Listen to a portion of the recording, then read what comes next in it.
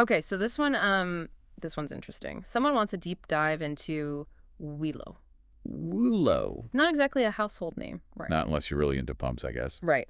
But our listener, this time, they sent over a whole stack of stuff on this company website, annual reports. CEO messages even. Wow. Yeah, someone did their homework.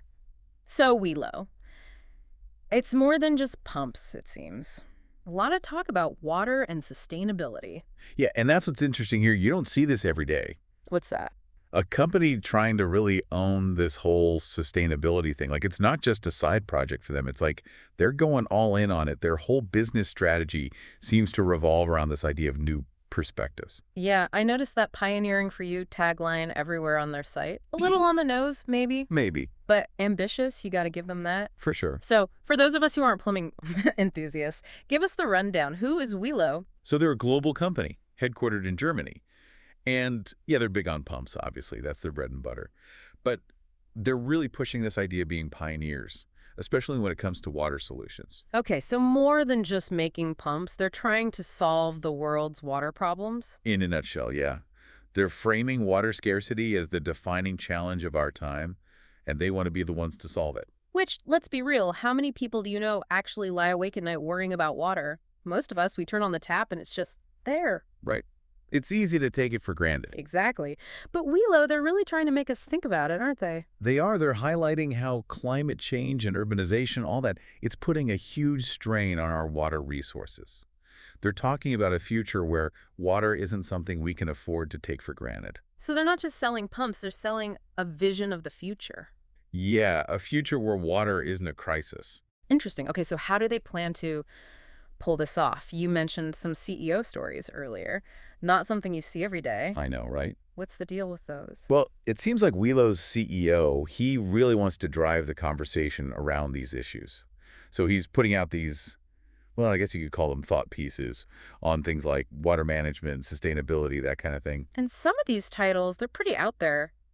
Wasser Europäisch denken. What does that even mean? Think about water like a European. Yeah, it's a little cryptic. And then there's der Schlüssel zur Perfektion, efficiency as the key to perfection. I mean, it makes you wonder what he's getting at. It does. So to figure all that out, we're going to have to, well, Dive in. dive in. Okay, so Wasser Europäisch denken. Thinking about water like a European. What's that all about? Is this some kind of marketing ploy or what? Well, it's actually a pretty interesting idea when you dig into it. Okay, so dig in then. Enlighten us. So basically, he's advocating for a more unified approach to water management across Europe. Across Europe. Okay, that's a pretty big idea. Yeah, he's arguing that with water scarcity becoming a bigger and bigger issue, countries can't just focus on their own little patch anymore, you know? Yeah, makes Got to start thinking about it on a continental scale. so more collaboration, sharing resources, that kind of thing. Exactly. He's saying that this whole every country for itself approach, it's just not sustainable in the long run. Okay, I'm following you. But how does this all tie back to Wilo? I mean, are they just trying to sell more pumps by getting Europe to think about water differently?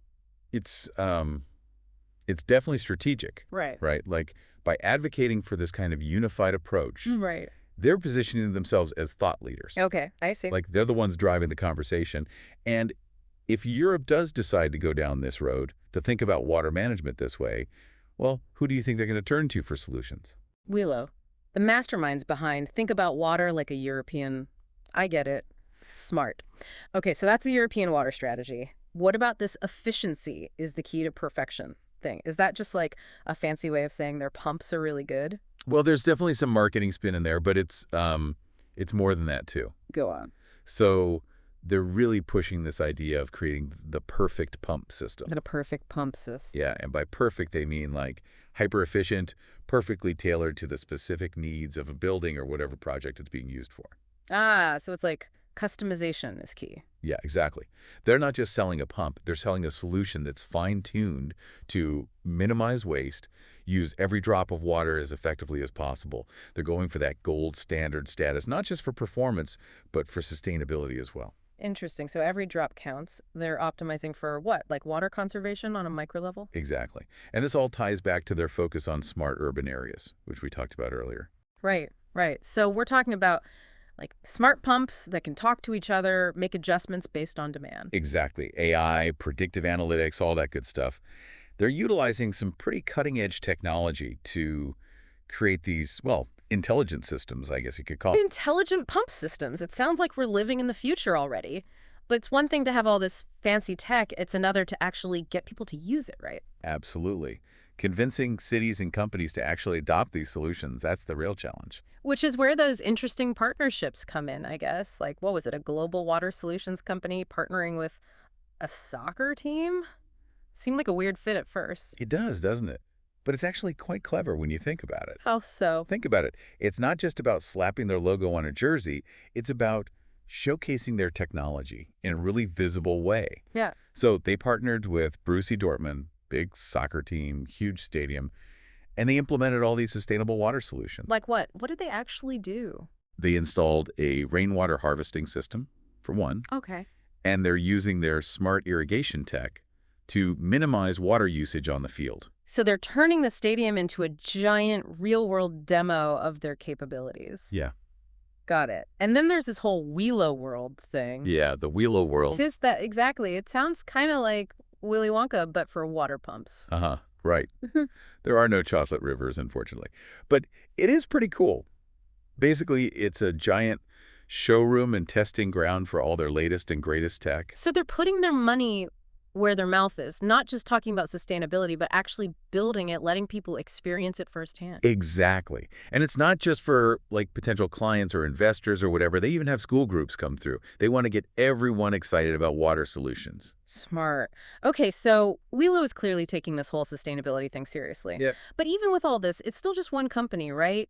Can they actually make a difference on a global scale? That, my friend, is the million-dollar question. Mm-hmm. They're making a big bet that sustainability isn't just good for the planet, it's good for business. Right.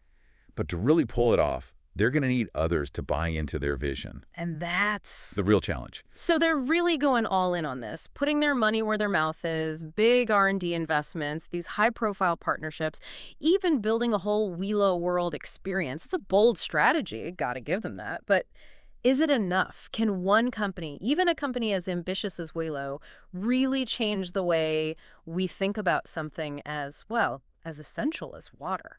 It's a big question, no doubt. But I think what's most striking about Wilo is their long game. They're not just trying to sell more pumps today. They're trying to position themselves as the leaders in this space for decades to come. And it's a compelling story, right? Like, if they can build a successful business around solving a global crisis, well, maybe that'll inspire others to do the same. That's the idea, anyway. They're almost setting themselves up as a test case for this new model of corporate responsibility. Right. Put your money where your mouth is. Prove that sustainability isn't just good PR, it's good business. Yeah. And for our listener out there who sent in all this Wilo info, someone's clearly paying attention. This is the key thing to watch, I think. Exactly. Yeah. Can Wilo actually walk the walk? Can they demonstrate that this whole sustainability thing is more than just buzzword on their website? Because if they can, Other companies might start to take notice. And suddenly, every CEO is going to want their own Wilo World to show off their solutions. exactly. And it's not just about the companies themselves either, right? If consumers start demanding more sustainable products, more sustainable solutions, that could shift entire industries in a more responsible direction. It's a ripple effect, all starting with, well, one company's vision. So Yeah. the next time you turn on your tap, grab a glass of water, maybe you'll think of Wilo. Maybe you won't. But hopefully, you'll at least, spare a thought for where that water came from, the journey it took to get to you, and the companies, the people, working to make sure that it's still there for generations to come. Well said.